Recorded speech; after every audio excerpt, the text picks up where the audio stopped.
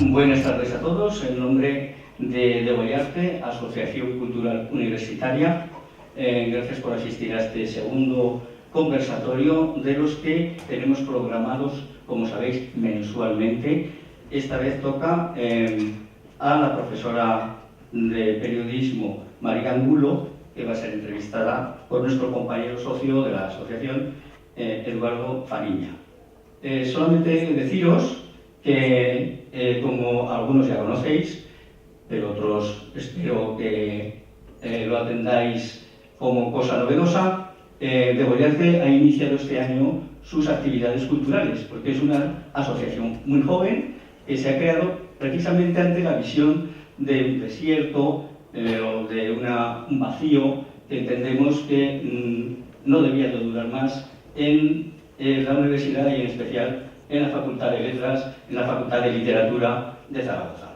Entonces, aprovecho esta ocasión, como en cada acto hacemos, para daros a conocer la asociación y que dejéis vuestro correo, los que queráis, naturalmente, los que tengáis inquietudes culturales, dejéis vuestro correo, vuestro teléfono en una hojita que vamos a dejar aquí, para que seáis conectados cada vez que tengamos un acto o incluso para que colaboréis en la programación de actos que nos vendrá muy bien a todos. Como sabéis, las cosas empiezan entre pocas personas, pero lo que deseamos es que la Asociación Degollarte, que no tiene otro interés que llenar este vacío de actividades en nuestra facultad, cada vez cuente con mayor número de personas, socios, colaboradores y agitadores del arte.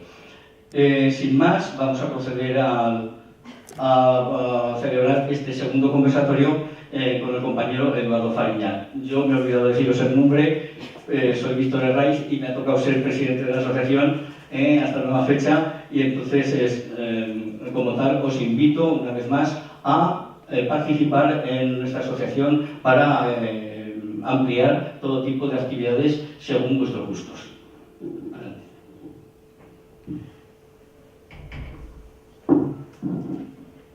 Hola, muy buenas tardes. Yo soy Eduardo y bienvenidos por venir a esta segunda edición, este segundo conversatorio de la Asociación Degollarte. Es un conversatorio de carácter mensual y en esta ocasión tenemos el agrado, yo tengo el privilegio y la alegría de estar aquí junto a María Angulo Egea, profesora de esta misma facultad, profesora de Historia del Periodismo de la Universidad de Zaragoza, y es además la directora de la revista Cero Grados, investigadora académica que tiene muchísimos libros publicados, muchísimos artículos, de los cuales destacan la edición crítica de la edición de las crónicas de Mariano de Cambia, Azotes y Galeras. También ha coordinado junto a Jorge Rodríguez Periodismo Literario, Naturaleza, Antecedentes, Paradigmas y Perspectivas, del año 2010. La antología coeditada con Teodoro León Gross, Artículo femenino singular, artículo Bajo la piel de la maquinaria argentina. Fue un artículo que apareció en un libro editado en el año 2012, Contar la realidad, el drama como eje del periodismo literario. Su último libro es Crónica y Mirada, el cual reúne una serie de artículos críticos, una serie de estudios que como eje central tienen la temática de la crónica en lengua española. Están en este libro algunos destacados investigadores, estudiosos del tema, y también se incluye en la parte final algunas crónicas de los más destacados autores del género en nuestra lengua. Bueno, María, muchísimas gracias por haber venido acá. Tú te dedicas al periodismo narrativo, entonces la primera pregunta que te quería hacer para iniciar este conversatorio es ¿qué es el periodismo narrativo y en qué se diferencia, digamos, del periodismo tradicional o de la prensa generalista que vemos todos los días? Bueno, hola a todos, buenas tardes, muchas gracias por venir porque hace un día espantoso y tiene mucho mérito estar aquí. Y también quería agradecer a la Asociación Cultural Degollarte, que hayan pensado que yo podía ser una persona que podía aportar algo a estas conversaciones, ¿no? que han iniciado, y sobre todo que se hayan fijado en el periodismo narrativo, que es un tema que a mí me apasiona y que últimamente parece como que se viene más o menos hablando, y era una oportunidad de encontrar un foro para charlar sobre ello.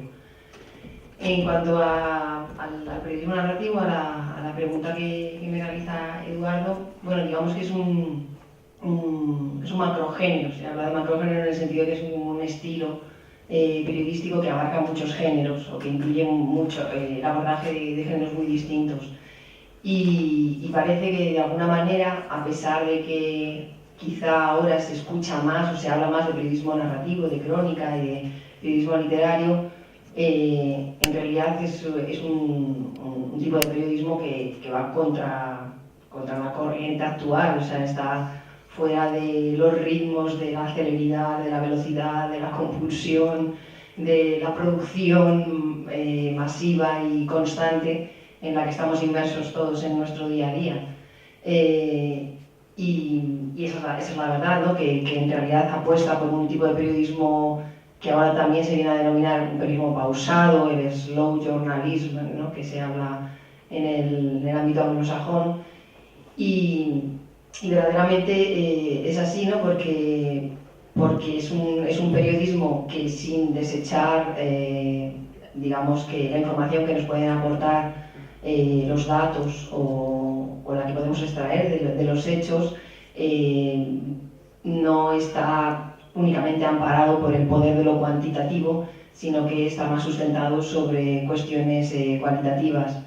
Es un periodismo que tiene una pata, por decirlo de alguna manera, puesta en la literatura y otra en lo propiamente periodístico. Está muy sustentado en una investigación, lo propio del rigor de un periodismo bien realizado, o sea, un trabajo de reporterismo, un trabajo de campo, de ir a los territorios que se quieran contar, de investigar sobre los hechos, de hablar con las fuentes pertinentes. Todo ese trabajo de campo existe, es previo, como sucede con el buen periodismo. En realidad, con el buen periodismo no tendría que poner buen, con el periodismo, ¿no? Cuando se hace bien. Pero luego también, y es cierto que esos procesos de inmersión también marcan una diferencia en el sentido de que se necesita tiempo, son prolongados, o sea, se busca tener el mayor tiempo posible para poder estar en esos, hablar con esas fuentes y estar en esos espacios, ¿no? Para luego poder reproducirlos con el mayor rigor posible. Y luego la segunda parte es, digamos, la parte de la producción, la parte de la escritura, y es ahí donde, digamos, el periodismo narrativo se vuelca por completo. Hay una apuesta por lo formal evidente y se pretenden, digamos, que hacer un relato de los hechos similar al que nos encontraríamos a lo mejor en una novela o en un cuento.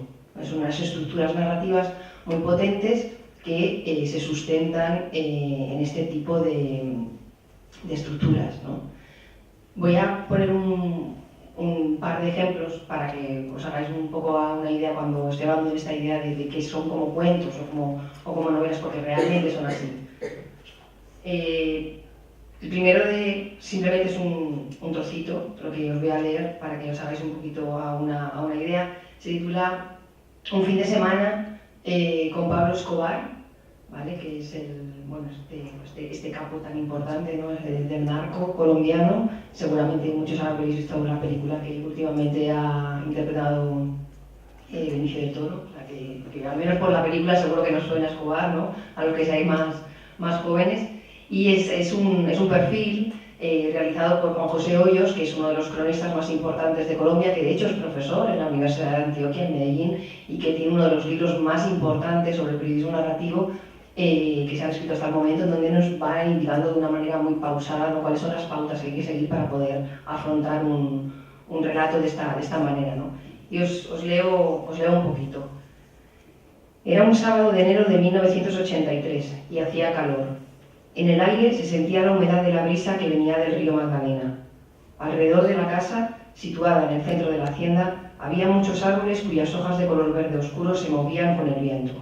De pronto, cuando la luz del sol empezó a desvanecerse, centenares de aves blancas comenzaron a llegar volando por el cielo azul y caminando por la tierra oscura, y una tras otra se fueron posando sobre las ramas de los árboles como obedeciendo a un designio desconocido. En cosa de unos minutos, los árboles estaban atestados de aves de plumas blancas. Por momentos parecían copos de nieve que habían caído del cielo de forma inverosímil y repentina en aquel paisaje del trópico. Sentado en una mesa, junto a la piscina, mirando el espectáculo de las aves que se recogían a dormir en los árboles, estaba el dueño de la casa y de la hacienda, Pablo Escobar Gaviria, un hombre del que los colombianos jamás habían oído hablar antes de las elecciones de 1982, cuando apareció su nombre en las listas de aspirantes al Congreso del Partido Liberal y se desató una dura controversia en las listas del Nuevo Liberalismo, movimiento dirigido entonces por Luis Carlos Galán Sarmiento. A usted le puede parecer muy fácil, dijo Pablo Escobar, contemplando las aves posadas en silencio sobre las ramas de los árboles. Luego agregó, mirando el paisaje como si fuera el mismo Dios: no se imagina lo berraco que fue subir esos animales todos los días hasta los árboles para que se acostumbraran a dormir así. Necesité más de 100 trabajadores para hacer eso. Nos demoramos varias semanas.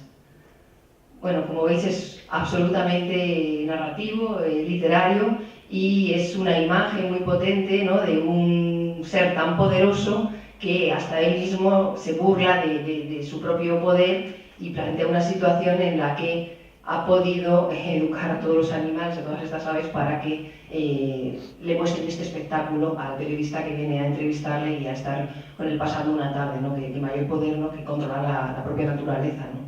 Y esa es la imagen, digamos, de comienzo, ¿no?, de este perfil, que luego, evidentemente, va a ir desarrollando la figura de Escobar en esta hacienda en la que se cuenta a lo largo de todo el texto. Y otro pequeñito ejemplo, intentando no aburrirles, que es para que vean otro caso, porque hay muchas posibilidades, ¿no? Se titula Los Acapulco Kids, ¿vale? Porque en Acapulco no solamente hay playas maravillosas. Y es de un texto de Alejandro Almazán, que es otro cronista importante que ha recibido el premio Gabriel García Márquez hace 2 años.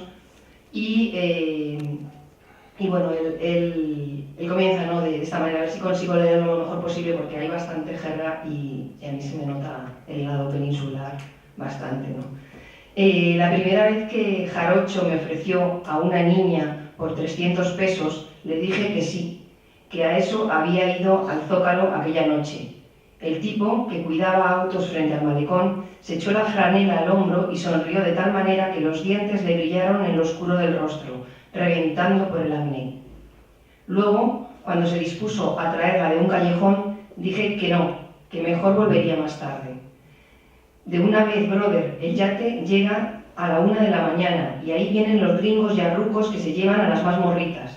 Ahorita hasta te puedo conseguir una de 9 o 10 años, dijo con cara de tú me entiendes, no te cuento nada nuevo, y sentí tremendo retortijón en el estómago. Regreso antes de 1 hora, nada más no me vayas a fallar. ¿Qué pasó, brother? Los hombres sabemos hacer negocios y como me caíste a toda madre te lo voy a palabrar para que te dé un servicio chingón.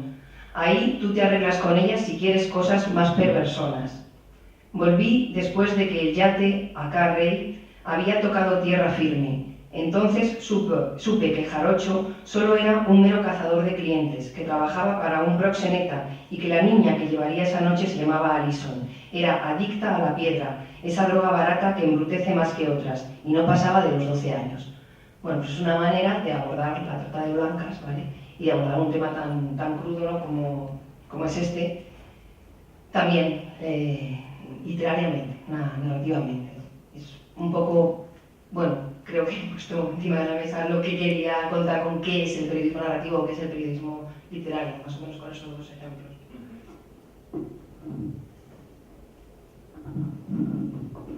Bueno, el libro en el cual vienen las crónicas que tú has escogido, María, es un libro que se publicó en el año 2012, y desde ese año más o menos hasta este presente se está hablando, uno puede leer en la prensa, de un boom de la crónica en español. Yo he oído que incluso algunos críticos están hablando de que es una especie como de nuevo boom, comparándolo con ese primer boom de la literatura, de la narrativa hispanoamericana en los años 60, 70 más o menos.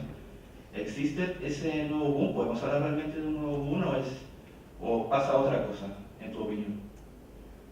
Bueno, periodismo narrativo, periodismo literario ha existido desde que nace el periodismo, vamos, que ha venido un poco de la mano. Entonces, con el periodismo nació de la literatura, entonces se puede ir desligando y hay muchísimos ejemplos. De hecho, nosotros en Historia del Periodismo vemos gente como a lo mejor Chávez Nogales, que ya estaba haciendo un tipo de reportaje novelado para contar muchas de las circunstancias que pasaron durante la Guerra Civil. Vamos a poneros un ejemplo de ya periodismo narrativo, ¿no? A lo que pasa es que ahora mismo se habla un poco de un boom, sobre todo en España, ¿no?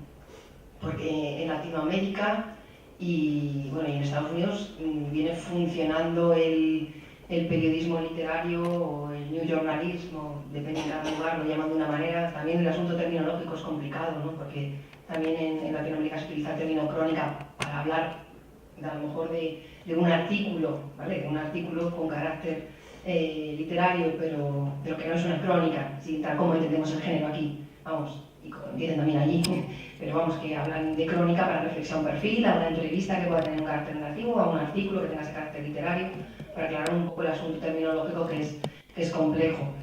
Pero sí que es verdad que en España, pues a raíz un poco de la publicación en el 2012 de estas dos antologías,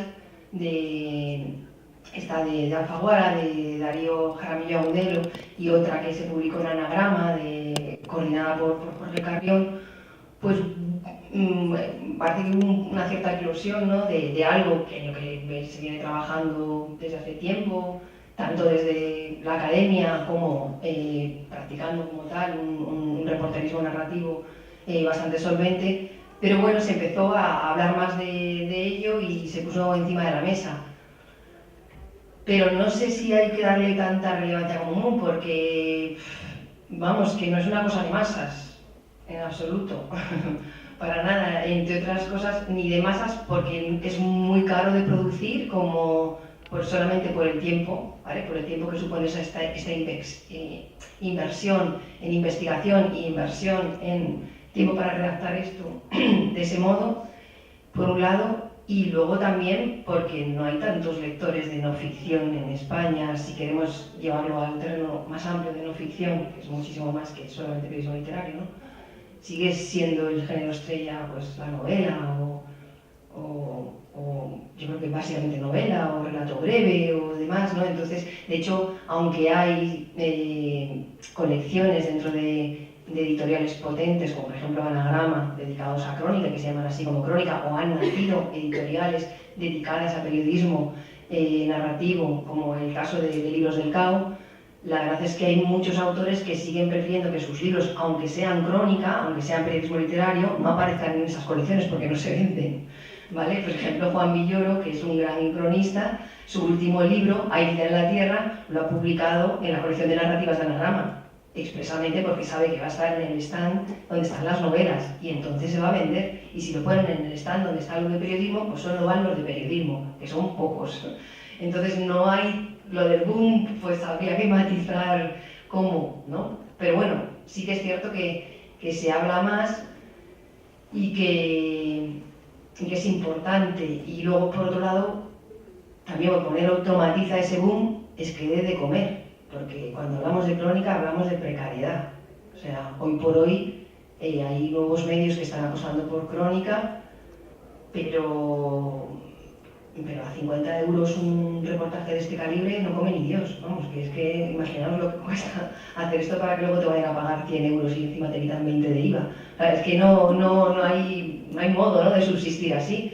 Entonces, bueno, lo del boom con matices. Pero sí que quizás se ha puesto el nombre un poco más encima de la mesa.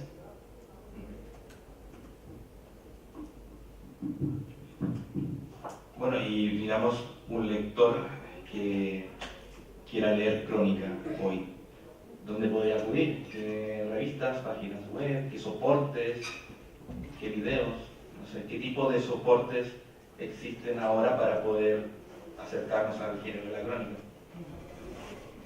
Bueno, ahora mismo, pues evidentemente el periodismo narrativo se ha puesto mucho las pilas, ¿no? Y no solamente se encuentra en los libros, aunque el periodismo también existe en los libros, no solamente en los periódicos, y hay bastantes, o algunos medios que ya existían hace tiempo y otros que han empezado a surgir. No sé, por recomendaros alguno, voy a conectar para que veáis un poco.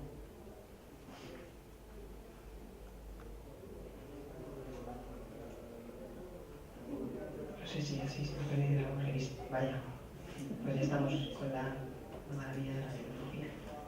Santa Flora. Que no sé,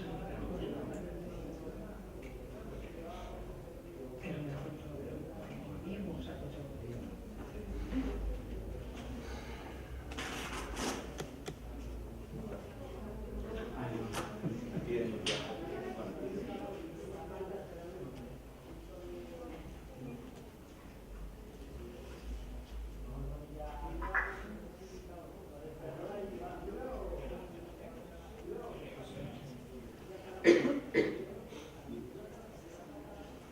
Bueno, la revista Anfibia, no sé, que va a su ritmo. Bueno, es que es periodismo pausado, tiene que ir a un ritmo lento.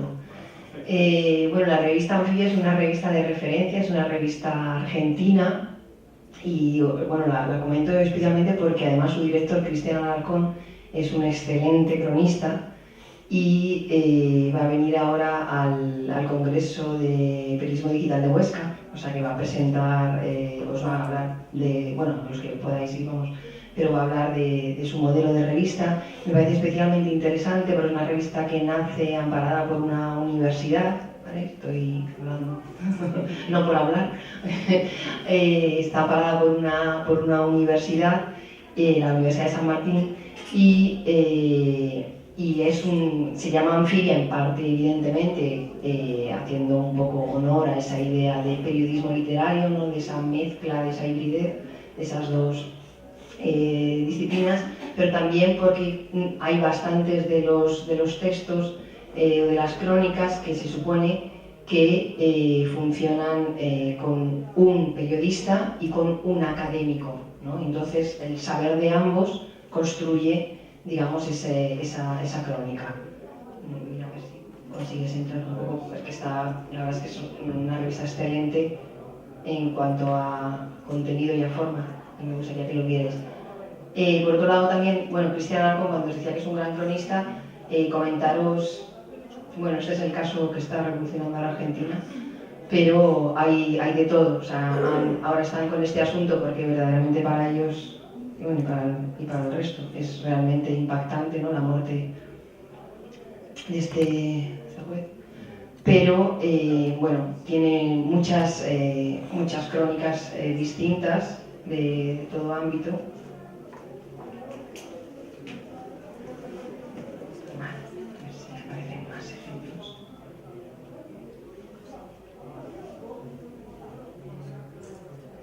Están con Nisman.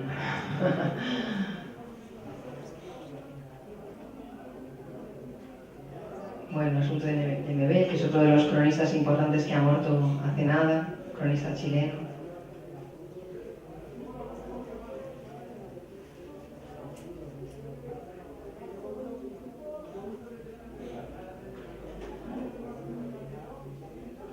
Bueno, esta es una de las revistas que ahora mismo la verdad es que no se está viendo muy bien, porque tienen un formato espectacular y con tal y cómo funciona ahora mismo el internet no se ve para nada.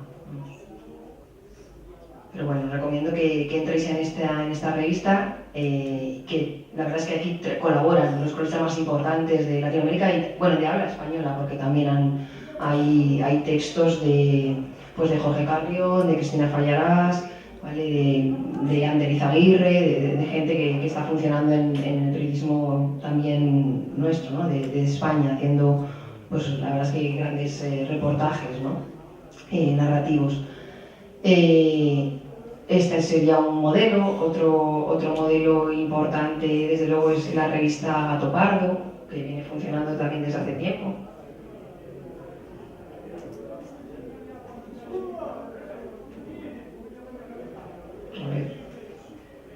vamos a pasar del internet y os lo voy a decir, porque si no va a ser como estar luchando contra los elementos. Lo que pasa es que es verdaderamente interesante, quizá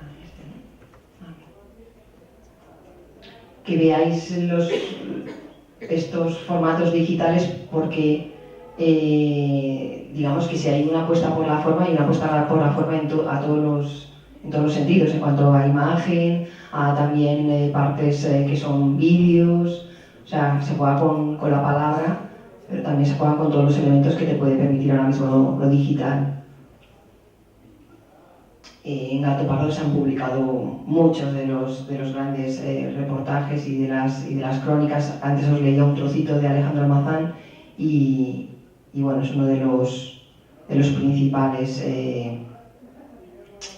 cronistas, ¿no? de Gato Pardo, que nace en Colombia, pero bueno, tiene implantación en distintos lugares de Latinoamérica. Mira, aquí nos sale, cómo no. Luego aquí en España ahora mismo está funcionando una revista que se llama Altair Magazine, que es una revista muy potente, dedicada a crónica y a cultura de viaje. Y hay una sección en concreto que es especialmente interesante, que se llama 360 grados, que es como lo más donde aporta la mayor calidad, ¿no? el medio, ¿no? En este caso, pues, por ejemplo, sobre Dakar, ¿no? Entonces le dan toda la vuelta a un territorio, ¿no? y en concreto esos reportajes, esas entrevistas, esas crónicas las realizan con reporteros de allí, ¿vale? Y luego, por ejemplo, en el caso de Dakar, toda la gente luego lo han tenido que traducir, muchos casos eran en francés, pero bueno, todo es un proceso, la verdad, que muy interesante, y es una revista muy cuidada, que apuesta mucho también por, digamos que por el vídeo, ¿no? Por la parte documental. Sí, por poneros. Creo que algunos de vosotros conocisteis a Patricia Almarcegui, que vino aquí, y bueno, tiene ahí un texto sobre Ormuz, que es uno de los viajes que ha realizado, ¿no? Pero vamos, os recomiendo que entréis en Altair, que es un gran medio, ¿no? Más, bueno, es que ahora mismo hay en el mercado bastantes medios sobre crónica negra, por ejemplo, que es algo que suele resultar bastante atractivo. Pues, por ejemplo, está el medio Fiat Lux, ¿no? Que está ahí abriéndose un hueco. Ya no consigo ni siquiera, si no te importa, entrar, porque no... Bueno, Fiat Lux se encarga básicamente de periodismo narrativo, pero en el ámbito de la crónica, bueno, negra, roja, criminal, tiene distintas opciones. Empezaron como de manera digital, pero ahora ya pues han apostado por... Bueno, todos estos son propuestas, son modelos, que algunos están funcionando a través de la suscripción, otros están funcionando a través de la venta en papel de parte del material, del mejor. A veces dentro de la propia web pagas solamente por un producto, ¿no? Por ejemplo, otra revista interesante es El Estado Mental, que está un poco a medio camino entre periodismo cultural y periodismo narrativo, y bueno, cuando tú entras te facilitan una parte del reportaje, y si quieres seguir leyendo, pues tienes que pagar, vamos, un porcentaje o suscribirte, ¿no? De manera anual. Se están buscando luego fórmulas económicas para lo que os decía antes, que la crónica salga de la precariedad. Pero es verdad que hay un montón de apuestas, que hay bastantes periodistas intentando hacer cosas nuevas, y este es el de Fiat Lux, intentando, bueno, apostar por este tipo de periodismo interesante y riguroso, y bueno, y están intentando ver cómo se puede comer, ¿no? de periodismo narrativo, no solamente del otro periodismo, pero bueno, en realidad eso al periodismo en general está pasando ahora, o sea que no solamente al periodismo narrativo, ahora están intentando ver todo el periodismo como come, porque si se ha acabado el asunto de la publicidad, que era el medio de financiación fundamental, pues bueno, entonces hay que buscar otras formas de financiación, o bueno, por asuntos de micromecenazgo y demás también se está funcionando mucho en distintos medios. Y la verdad es que hay bastantes apuestas encima de la mesa y nacen y me llegan constantemente cosas que van a aparecer. Justo mañana presentan en Madrid una nueva revista que se llama Dúo, que así a priori me van a mandar, porque es en papel, me van a mandar el ejemplar, pero a priori cuando me contaron digo, lo de toda la vida, pero no sé cómo lo elaborarán, pero me dicen, no, es la colaboración entre un periodista y un fotógrafo. Entonces, a mí me suena un poco, pues, periodismo, ¿no? O sea, pero en teoría supongo, o sea, me dijeron, no, pero imagínate que tú juntas a Martín Caparrós y a Gervasio Sánchez, ¿no? Entonces, ¿qué sale, ¿no? de esos dos, ¿no? Pues no sé, probablemente una bomba, pero lo que, no sé cuál será la idea, pero bueno, la idea esa de Dúo, esa una apuesta hacia el periodismo narrativo, con esa apuesta también por la imagen y evidentemente con una financiación detrás, porque si es en papel y apuesta por la imagen, debe haber algún poder económico importante que por ahora no conozco, pero esta se presenta mañana. Hay un montón de propuestas constantes. Me consta también que en septiembre o en octubre va a aparecer otra revista de periodismo narrativo en Madrid. Hay otro periodista, Carlos Torres, que está montando también otra historia relacionada con periodismo narrativo que surgirá probablemente en Barcelona. O sea, está, sobre todo que la gente está en paro, ¿no? Entonces entiendo que hay alianzas de periodistas para crear nuevos medios y para funcionar y para tratar de sacar este periodismo adelante.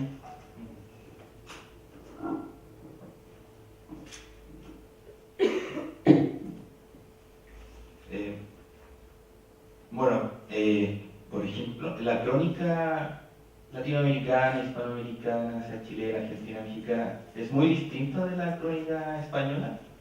¿Qué diferencias ves tú o cosas semejantes podemos ver desde tu perspectiva? No, en principio no hay unas diferencias en cuanto al periodismo narrativo realizado por un argentino, un mexicano o uno de Albacete. O sea, no hay una diferencia en concreto. Las temáticas, pues sí, lógicamente, a lo mejor por interés, ¿no? Pero no, hay un...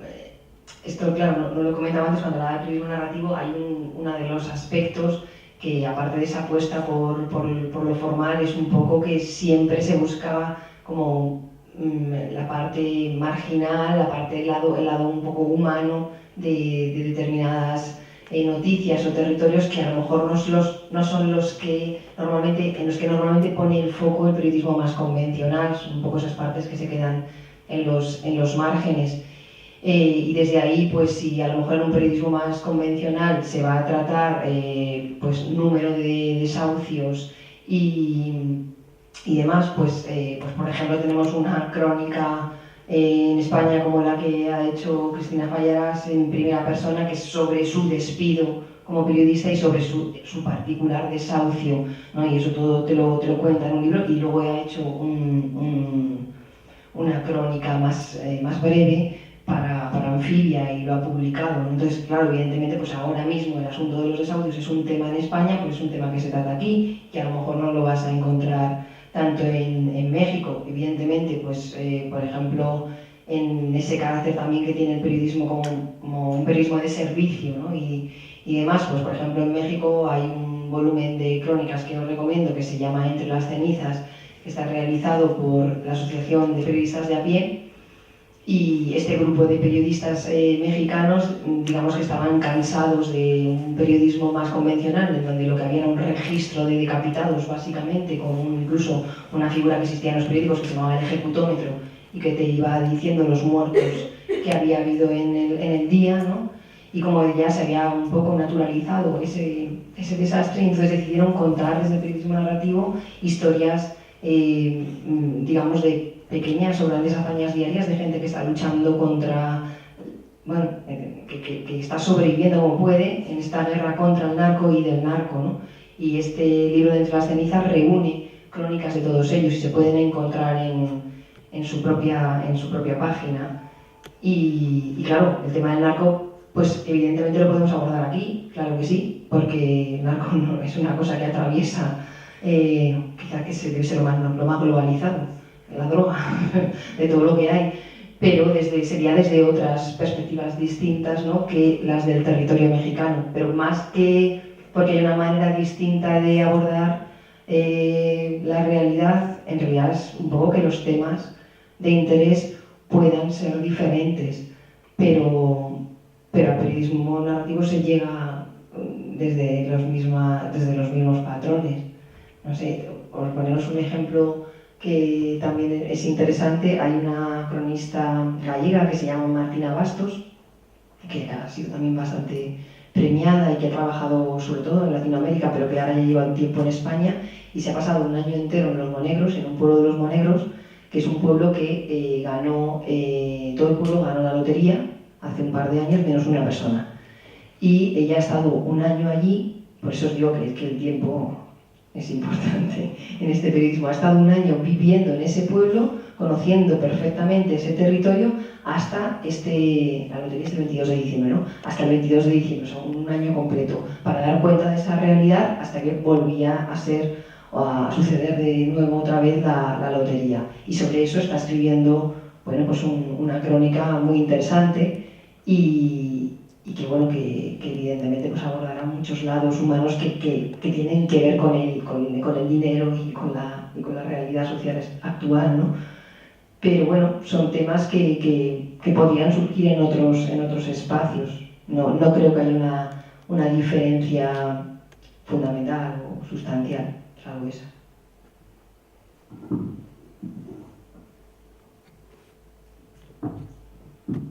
Bueno, interesante esto, ¿no?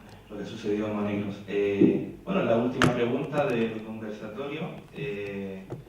Preguntarte en qué te encuentras ahora, en qué proyectos estás ahora involucrada y si nos puedes hablar brevemente de tu último proyecto, que es el libro que tenemos acá, de Crónica y Mirada, que ha sido publicado el año pasado en Libros del Cabo, la editorial.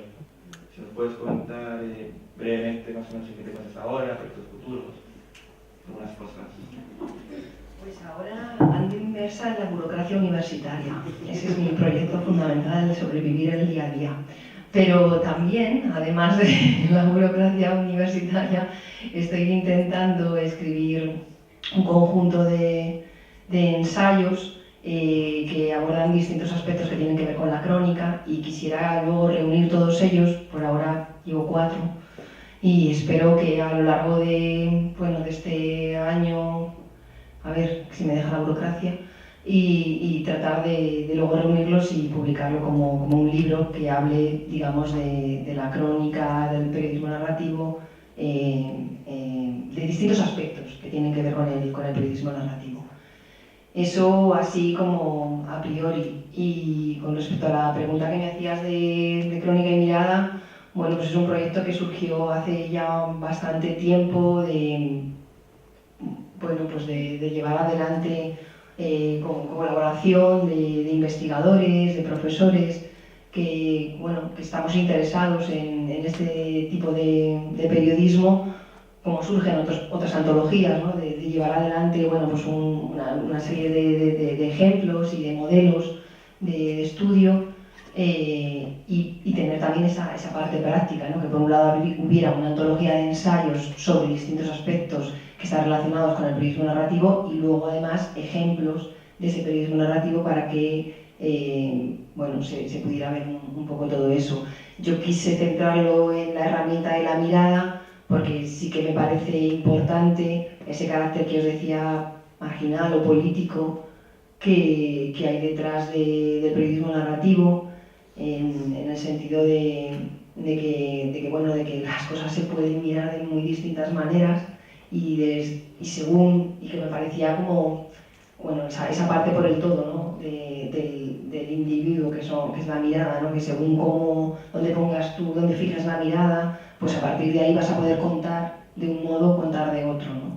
Y bueno, quise que se fuera un poco el eje vertebrador, pero bueno, el libro pues tiene partes como todos los libros, acertadas y otras menos acertadas, pero creo que en general, bueno, pues es un libro que ha permitido que también se hable más de crónica, más de periodismo narrativo y que se divulgue y que a la gente le empiece a gustar y que lea estos textos y que diga, ah, qué interesantes y, bueno, no sé, es lo que yo quería, a mí me gustan este tipo de relatos muchísimo, ¿no? Y entonces pues que se divulguen cuanto más mejor.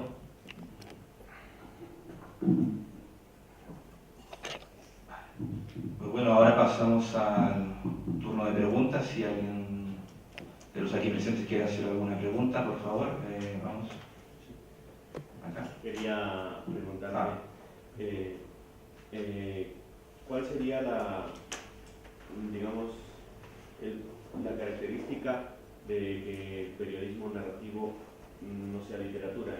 El punto diferenciador, yo sé que hay una combinación, ¿no? Porque cuando tú lees las crónicas, he leído algunas, y pareciera que, o sea, ¿en qué momento podríamos diferenciar?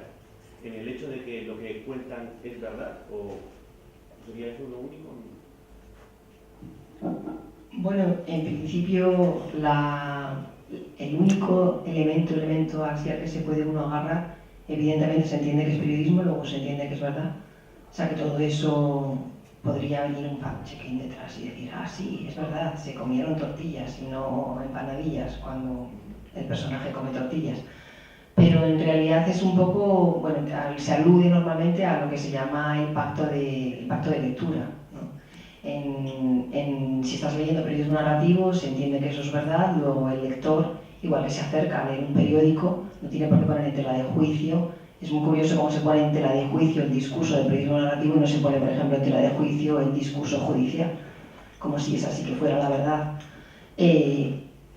No sé, o otros discursos, el discurso médico, no sé, hay muchos discursos que se supone que, como diría el profesor Chillón, empalabran la realidad y no los ponemos en tela de juicio, los damos por veraces, como damos por veraz al discurso que aparece en los periódicos o en la televisión, ¿no? Ese discurso no se pone tanto en tela de juicio como el del periodismo narrativo, porque se parece que como suena a literatura tendrá que ser mentira o tendrá que ser falso, pero básicamente a lo que se alude es a ese pacto de lectura, ¿no? Este periodismo narrativo, lo que yo te voy a contar es verdad, ¿vale? Y a partir de ahí disfruta de este texto y aprende de ello. Y en cambio cuando tú te acercas a una novela o a un cuento, pues el pacto de lectura es distinto. Mira, yo me he documentado sobre esto o me he imaginado esta realidad. Todo esto es mentira, puede estar más o menos basado en la realidad, pero es fruto de mi imaginación. Disfrútalo sin más, ¿no? Es un poco, esa es la diferencia ultimísima, ¿no? Ultimísima. Y algo para añadir. ¿Crees que se puede hacer un periodismo poético? O sea, usando el discurso poético. Existe ya ese periodismo poético. Antes, cuando hemos hablado de Pedro Lemebel, que es lo que ha fallecido hace muy poquito, tiene algunos de sus crónicas, son pura poesía barroca y bueno, muchos también, o algunos cronistas incorporan partes poéticas dentro de a lo mejor reportajes novelados, ¿no? El caso, bueno, que como lo he trabajado más lo conozco con Martín Caparrós, en el interior, por ejemplo, tiene partes que son poesía directamente incorporadas, o sea que ya hay incorporación de poesía dentro de los relatos. No es lo más habitual, pero bueno, cuando ya se estira lo artístico, pues puede darse. Sí, buenas tardes. Mi pregunta va un poco relacionada con esto y es las licencias del periodismo narrativo. Que a veces nos encontramos con el entonces Pepito pensó, pero tú qué sabes lo que pensó, eso lo sabe él, ¿no? Y también en relación un poco al éxito, que han tenido cosas que si no son periodismo narrativo son similares, en plan anatomía de un instante de cerca y tal, que sería un poco, bueno, algo comercialmente exitoso de un género similar. No sé si eso tiene una explicación distinta al periodismo narrativo más convencional. Bueno, creo que, no sé, por los ejemplos que he leído antes me parece que es bastante claro que no es lo normal y además que tampoco debería ser a lo mejor el periodismo siempre así, porque si tenemos que esperar a que los pájaros suban al árbol para enterarnos de la noticia, pues a lo mejor tampoco. O sea, creo que todo periodismo es importante, o sea, que son estilos y creo que deben complementarse, ¿no? Sin más. Pero vamos, sí que tienen unas características que se supone que hay como sucede en la novela Los relatos, hay una recreación de las escenas, de los diálogos, hay una apuesta por un lenguaje cuidado, o sea, hay toda una serie de herramientas literarias aplicadas a aquello que se ha investigado y reconstruyendo, digamos, esas realidades, ¿no? En cuanto a lo que dices de fulanito pensó, pues bueno, hay veces que evidentemente se transgrede o se llega más allá de lo que quizá se debería o no. Eso ya depende mucho de... O sea, hay gente que considera que A Sangre Fría no puede entenderse como periodismo narrativo porque a pesar de ser una investigación brutal, llega a un punto de manipulación por parte del autor tan grande que aquello ya no puede entenderse como periodismo y se ha caído del lado de la novela, ¿no? Pero eso ya luego entra en matices, ¿no? Y la otra parte que me comentabas, ¿cuál era? Que no... El asunto de anatomía... Lo de anatomía del instante. Anatomía del instante se entiende como periodismo narrativo, ¿vale? Sí que se entiende. Forma parte de un proceso de... O sea, hay partes de los textos de Cercas, pero en esta misma línea, depende del tipo de investigador con el que te encuentres. Pero hay textos, o sea, Soldados de Salamina sería una novela, claramente una novela, pero Anatomía de un instante entraría dentro del ámbito del periodismo narrativo para mucha gente. En Latinoamérica, seguro, sin lugar a dudas, ¿vale? Pero ¿por qué es un éxito? Como la de El impostor, ¿no? Creo que es la última de Cercas. Pues porque es Cercas y porque es Alfaguara. Quizá porque es Alfaguara y porque es Cercas. O sea, no por otro motivo. O sea, el mundo del éxito está muy vinculado con quién te publica y quién pone tu libro encima de la mesa constantemente a críticos y a reseñadores para que aparezca una y otra vez, ¿no? Y a veces se llega a esas editoriales porque se es muy bueno, o sea que tampoco todo tiene que ver, ¿no?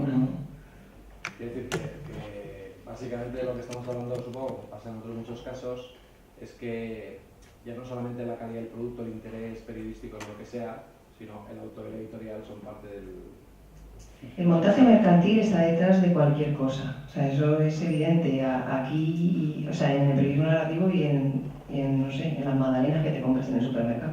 O sea, es que eso no, o sea, de eso no escapa nada, eso está ahí, funcionando, pero bueno, no sé, que una cosa no quita la otra. Lo que pasa que no debe de interesar todavía tanto el periodismo narrativo cuando no lo ha fagocitado por completo el mercado, ¿no?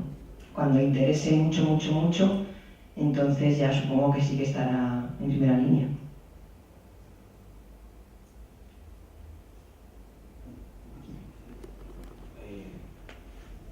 ¿Alguna otra pregunta?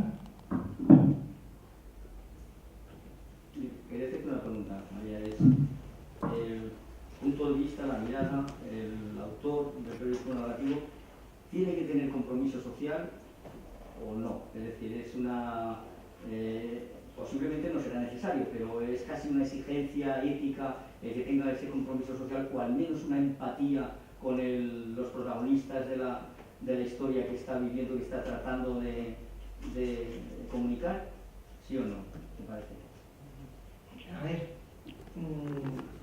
yo creo que sí, pero porque también depende de lo que retrates. O sea, no sé si visteis ayer que pusieron la película esta de Elefante Blanco, que es sobre una villa miseria, un proceso de una villa miseria en el extrarradio de Buenos Aires, ¿no? Sobre las villas, por ejemplo, miseria, hay varias crónicas escritas. Antes os citaba a Cristian Alarcón y tiene, por ejemplo, un maravilloso libro que se llama Si me queréis, créeme transa, y que precisamente lo que cuenta es eso mismo que se veía en la película de ayer, o sea, acaso alguno lo tiene un poco de referencia, ¿no?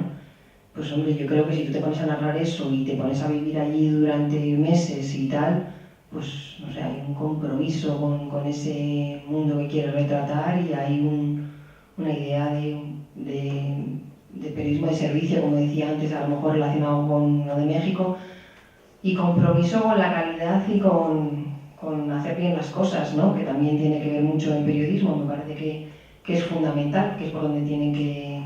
Creo que por ahí es por donde se puede regenerar, ¿no? En esa búsqueda de tratar de comprometerte con tu propio trabajo, ¿no? Es por un lado, desde luego, pero luego sí, yo sí que creo que hay un compromiso social, pero no solamente porque se puedan tratar temas más o menos marginales. Yo creo que con el periodismo hay una base de compromiso y de ser ético con lo que se está contando que no se puede perder porque se esté hablando de periodismo literario, o sea, porque se esté desde una estructura de periodismo literario. Yo creo que eso está de base y que es una cuestión de honestidad, no sé qué. Pero claro, todo esto son palabras, entonces, pero creo que sí, y yo cuando lo leo no lo pongo en duda, o intento no ponerlo en duda.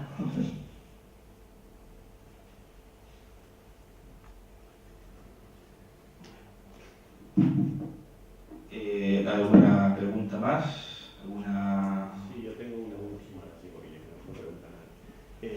¿Cuál es, o cómo se ve desde dentro de la academia, porque claro, a la hora de que se forman los periodistas, yo no soy periodista, no tengo formación periodística, pero a la hora de que se forman los periodistas, ¿cómo ven este periodismo subjetivo?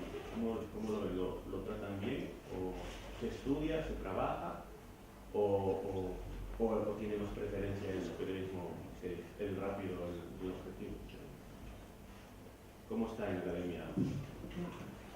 Bueno, la división que has hecho es un poquito bruta, que habría que matizarla porque no es que este periodismo y el otro objetivo y rápido, ¿vale? El otro también vale, pero no, simplemente es un poco por matizarlo. Pues no tiene ninguna presencia en la carrera de periodismo. En líneas generales no existe una asignatura que se llame periodismo narrativo o cosas así.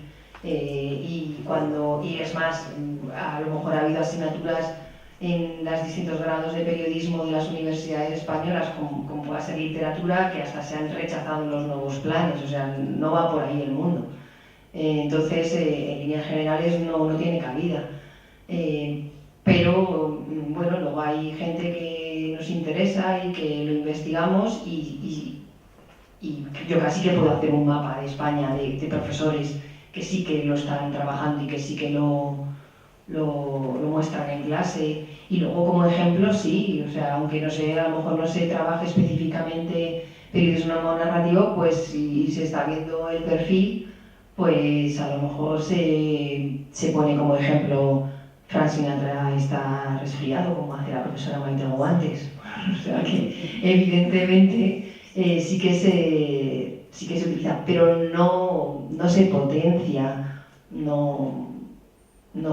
salvo eso, que por un interés personal se quiera hacer.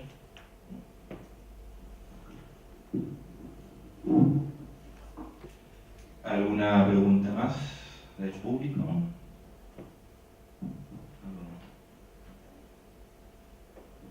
Bueno, hemos terminado. Muchísimas gracias, María, por haber compartido con nosotros, estar acá, haber hablado sobre el narrativo frente a todos nosotros. Muchísimas gracias a todos también vosotros que habéis venido acá. Damos por terminado el segundo conversatorio de Degollarte y le iremos informando de más actividades y demás cuestiones.